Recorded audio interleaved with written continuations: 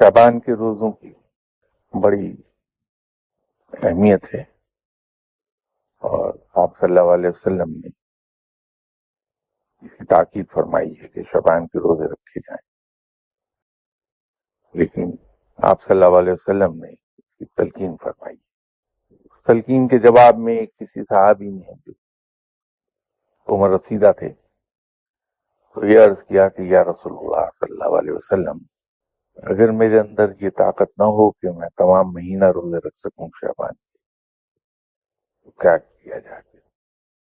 آپ نے فرمایا کہ شعبان کے شروع دن کے، درمیان کے اور آخری دن کے روزے رکھ لو، تو تمہارے 30 دن کے روزے پورے ہو جائیں گے، کیونکہ شعبان کے روزے ایک روزہ 10 روزوں کے برابر ہے۔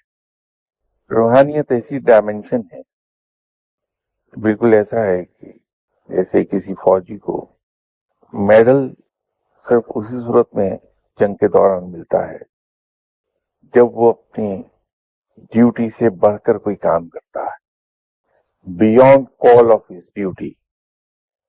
اگر کوئی آدمی کارنامہ سر انجام دیتا ہے تو اسے میڈل دیا جاتا ہے۔